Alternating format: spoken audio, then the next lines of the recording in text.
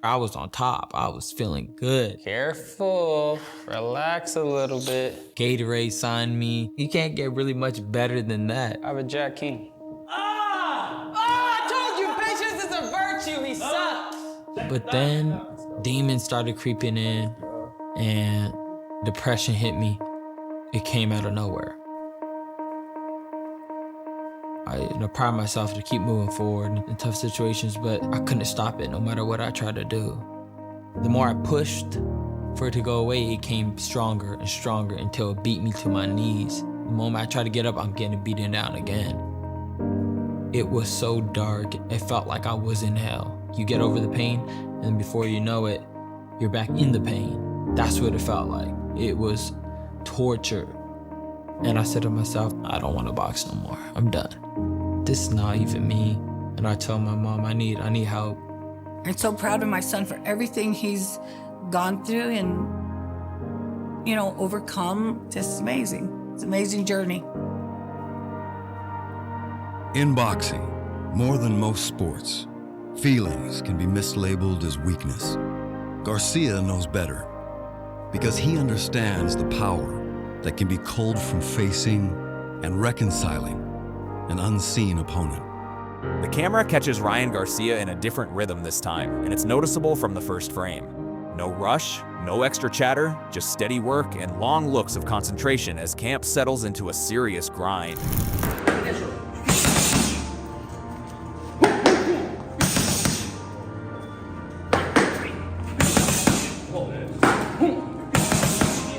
The speed is still there, obviously, but now it's paired with patience. Ryan's focusing on positioning, on staying balanced after every punch, on not giving anything back for free.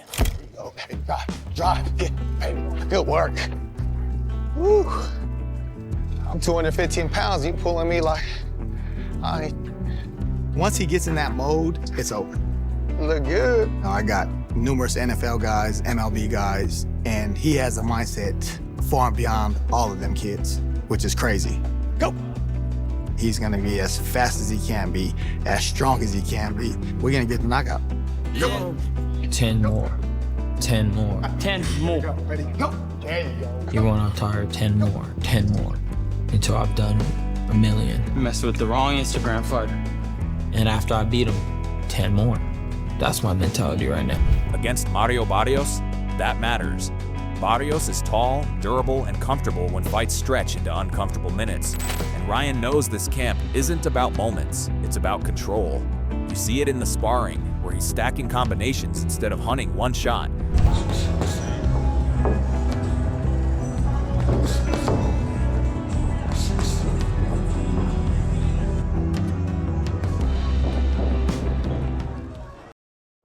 Garcia started boxing early, at age 7. He trained under his father, Henry, while the rest of the family provided never-ending support. My dad created a shed for us to train in. It was like a little barn. It was funny, I was always seen as somebody that was destined to make it. In my family, they just always felt like I was gonna have an impact on boxing. There's been times in my life that I've said to myself, you better push it. You better win. Like my mom and dad, they gave their whole salary to this one tournament. We drove all the way over there. It was cross country. And I said to myself, if I lose in this tournament and I gotta do this long ride back home, this is gonna be torture. So I swear on my life, nobody was beating me. And I actually fought a southpaw. Guess what I did to him? Punished him. And came back with the national title. So that was good. And in the drills, where defense comes immediately after offense, not as an afterthought. There's a quiet edge to how he moves, like someone who understands what's at stake and doesn't need to advertise it. 2. It's over now. It's over now. There. That energy! He's getting destroyed. He's getting destroyed. 14. I don't care about the story no more. It's coming to an end. It's done. It's finished. Put in stake in it. Done. No more story. You had a good run, like I told him. It was a nice little cute story. It's over with now. It's over. I got a longer story. That's the difference. His chapter's done. He had a fun little one, a little cute one. He did good for his city, but it's over now. This preparation feels deliberate, almost restrained, like Ryan is trying to prove something to himself before proving anything to the world. It's less about flash and more about readiness, and that shift might be the most dangerous part of this version of him. Everybody always wants to cut 5 to 10 pounds the last week of the fight, but during that week, you lose your strength. We ain't losing no strength. We doing this the right way. He's eating right, he has the nutrition on point, we're doing the strength and conditioning on point. We're way ahead of schedule. We're ready to fight right now if we needed to, and we still got 3 weeks left. That's the crazy part. We're keeping the focus, we're keeping it strong, we're keeping it powerful, we're keeping it explosive. Man, we're just excited for this fight. While Ryan sharpens speed and control, Mario Barrios is preparing like a man who's already lived through the storm and knows exactly what it feels like. The work doesn't look flashy, but it's heavy. Long rounds, steady pressure, and a focus on fundamentals that don't fade when the fight gets uncomfortable. Why am I doing this? Why didn't I stay in school? Days and workouts like that, they push you to a mental where you really have to question, like, why am I doing this? For me, I have a couple of reasons. For myself, I've been in boxing since I was 6. I have love for this game. Some fighters, Pacquiao for example, I think that's what it is. You just have love for the sport. You can't get enough of it. This shit sucks. Have a love-hate relationship with this guy. But everything just it comes together like a puzzle on fight night. Barrios is drilling behind the jab, closing distance patiently, touching the body, then coming back upstairs. The kind of habits that don't trend online but win late rounds. You can feel the experience in how he moves. Calm feet, composed eyes, no wasted motion. This camp feels built around durability and discipline, knowing Ryan's speed can't be chased. It has to be managed. When all is said and done, more is said than done, and today a hell of a lot is getting done. Let's get it. Yep.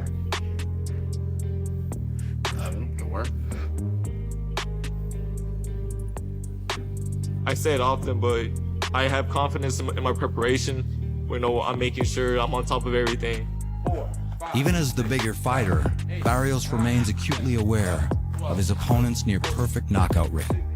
Barrios isn't trying to outsparkle anyone. He's trying to stay present for every second and punish mistakes when they show up. The confidence comes off quiet but firm, like someone who trusts his preparation more than predictions. He's been in with elite names, felt real power, real pressure, and that history shows in how seriously he's taking this moment. This isn't about surprises, it's about readiness when the fight starts asking hard questions. So he must prepare not only to deliver blows, but to withstand. It's a neck exercise right here, so this is just, you gotta have a strong neck to take shots, and we've been putting more emphasis on that this camp than I think he's ever done his whole career, so. All right, let's get it. Shoulders back, good, great back, and good. This is a tough opponent, and he needs to take things to another level. Mario has to be in great shape, and he has to be able to move around the ring the whole fight, and use his advantages. And right when you think the focus is locked on Mario Barrios grinding quietly and doing everything by the book, Wade Plemons zooms out and asks the uncomfortable question everyone keeps dodging. Is Ryan Garcia actually respecting the danger in front of him, or is he treating this like another content chapter instead of a title moment? That's what I like about Wade's angle here, because he isn't screaming hot takes, he's poking at patterns. He sees Ryan with the backpack, the double mics, the streaming, the theatrics, and he's basically saying, look, we've seen this movie twice already. But I don't like see the idea of like, oh, Joe's a traitor for training Mario Barrios after training Ryan Garcia. He's trying to make a living as well. He's got to continue training fighters. If someone like Barrios comes to him, I know every coach has a different rule about this, but if you don't have ties to the fighter that you used to have ties to, I don't see a problem with training another fighter, as long as you're doing it ethically and you're not like poaching and like getting insiders in camps and stuff like that. Joe got to make a living too. When Ryan is chaotic but sharp, like pre-Haney, he's lethal. When he's quiet but flat, like before Raleigh, he looks hesitant. So Wade isn't hating, he's diagnosing. And when he calls Barrios the most available champion, that's not disrespect, that's context. Availability doesn't mean vulnerability, it means opportunity. And those are the fights that ruin careers when you treat them casually. I also love how Wade leans into the Joe Goossen wrinkle, because that's where this stops being a straight punch speed debate and turns into a chess match with receipts. When I first found out that Joe was gonna go ahead and train Mario Barrios, I was taken back. I'm not gonna lie, I was thinking, well, what the heck's going on here? Why would a coach that trained my son all of a sudden turn around and train somebody else to go against my son? He's done this in the past. But I also remember that he told me specifically that when Ryan is 100%, no one can beat him. And I'm gonna tell you this right now, Ryan is 100%. When Wade Plemons jokes about Ryan needing manufactured motivation like a Jordan-era grudge, it sounds funny, but it's real. Some fighters need chaos to flip the switch. The scary part is, Barrios doesn't. Mario Barrios is calm, experienced, and very comfortable letting the other guy burn energy. Meanwhile, Ryan Garcia is the A-side walking into an A-side trap. 8-ounce gloves, ego sparks, press conference antics, all of it makes noise. But Wade keeps circling back to the same thing. This is a can't-miss moment for Ryan. Not because of hype, but because boxing stops forgiving you once the excuses stack up. That's the tension here. Fireworks are promised, but discipline decides who walks out with the belt. Whereas Barrios is a big dude compared. I think Barrios is probably bigger than Ryan. So massive, massive opportunity. No one obviously ever wants to lose a fight, but I feel like this is a can't lose for Ryan Garcia. You cannot lose this one. I'm sorry, Mario, I forgot you. Oh no, here you go, Mario. Right. There you go. 8 ounce or 10 ounce. He picked 8. So we're not even gonna give it to him. Actually, you know what? You already made your decision. All right. What is wrong with Ryan, dude? And right after Wade Plemons finishes poking at the chaos around Ryan like a guy tapping glass to see what cracks first, the conversation quietly shifts gears when Mario Barrios and Joe Goossen sit down and sound like two people who already accepted the storm and built a roof before it arrived. What jumps out immediately is how Barrios talks about timing, not fear, not hype, just timing. Like this fight landing now makes sense in the natural order of things. That's grown man energy. When he says this matchup has more value right now than it would later, he's basically saying catch him before the mythology hardens. And I love that awareness. And Joe isn't defensive at all. He's almost amused by the drama. When he shrugs off the whole traitor narrative and asks what the upside would even be in sabotaging Ryan, that's a veteran who's been around too long to get rattled by headlines. What really matters is how both of them frame Ryan. Now, you've had back-to-back draws. How important is it for you that you need to be decisive in each round, especially against a named guy like that, the popularity, if it does go the 12-round distance? Oh yeah, no, it's very important. You know, I'm looking to have a very clear and a very dominant, win, whether it's by stoppage or whether it's by decision, and so I know, like, going into this fight, every round is going to be important. Pressing our game plan and pressing everything that we are working on. Barrios doesn't dismiss him, but he doesn't romanticize him either. He straight up says the Rolly fight looked like a guy who mentally checked out when things went left. And that's not trash talk, that's scouting. And when he says the goal is to dominate round by round, mentally and physically, you hear a fighter who understands optics matter when you're the champion nobody fully believes in yet. Joe reinforces that perfectly by refusing to prepare for a broken version of Ryan, saying you have to assume you're getting the best Ryan possible or you're already behind. That's discipline. That's structure. No shortcuts. The Pacquiao reflections matter too. Not as excuses, but as lessons about starting earlier, pressing sooner, not letting rhythm buy time. While Ryan's side is loud and combustible, this side feels like pressure building quietly in a sealed room. No panic, no flexing, just options, adjustments, and intent. And that contrast? That's why this fight feels dangerous in ways people aren't fully appreciating yet. And so I really don't reflect back on the Rolly fight. Yeah, can you derive certain things that he may or may not do well, or are there, faults that he has that you could pick out on that one? But, then I got to assume he's cleaned that up for this fight. So I don't look back and count on him making the same mistakes he made in the last fight. I want to train Mario to face the best Ryan Garcia that he can possibly be. And right after Barrios and Goossen finish talking like engineers calmly tightening bolts before launch, the camera swings to Ryan Garcia and the energy flips completely, not louder, just trickier.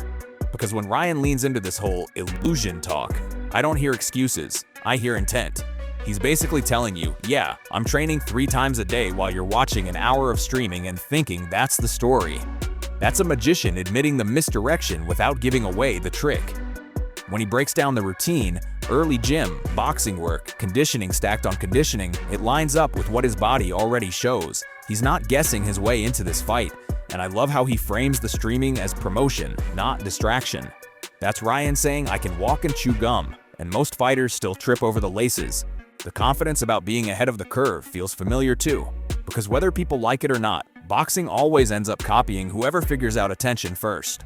You know, it's something that, you know, I was trying to create an illusion, you know, of, you know, almost like you said, a magic trick. But in honesty, we're training really hard. We wake up, we hit the gym right away, 8:30. Then we can do boxing training, hours, running, boom. And then like I'll fit in whatever I can with streaming. The streaming takes an hour, hour and a half out of your day. You get content, you boom. It's all part of the show. It's all part of the promotion. The moment with Mario Barrios at the face-off is classic Ryan. Half joke, half probe, testing reactions, seeing who flinches, even clowning the boots like he's checking for nerves under the laughs. But what really matters is when he talks about Joe Goossen being in the opposite corner and just shrugs it off with the focus on me. That's growth. Old Ryan would have spiraled that into a saga. This Ryan sounds centered, almost boring in the best way. And when he says winning this means everything to him and his dad, you can feel that's not promo talk, that's legacy pressure talking quietly. Put it all together and this doesn't feel like chaos, it feels like controlled chaos. Barrios' side is building walls, Ryan's side is throwing mirrors everywhere. And the scary part, both approaches can work. The only question left is whose reality survives once the bell rings. I just gotta focus on me. That's it. Focus on me, tightening up my skills, my craft, my game plan. Whatever they got, you know. It don't really matter. Once you're in there, you know, whoever comes sharper that day wins. What would it mean to you and Danu, to your dad? It'll mean everything, man. It's gonna be a very emotional moment when it happens, and we are excited for this opportunity. We're gonna give it our all. So when you line it all up, this fight stops being about hype and starts being about identity. Ryan Garcia is moving like a guy trying to master himself before mastering the moment, juggling misdirection, discipline, and pressure without letting one swallow the other. Mario Barrios, on the other hand, is standing firm in who he already is, trusting rounds, habits, and experience to expose impatience when it shows up. One side is mirrors and timing, the other is structure and endurance. And that's why this matchup feels so volatile. Because neither approach is wrong, but only one survives 12 rounds when the noise dies and the fight starts asking real questions. This isn't just speed versus size or star power versus grit. It's control versus attrition, belief versus proof. So now it's on you. Whose style breaks first when adjustments have to be made on the fly? Drop your thoughts in the comments, let's really debate it. And yo, don't ever forget to like, share, and subscribe to Boxing Headquarters. See you in the next one.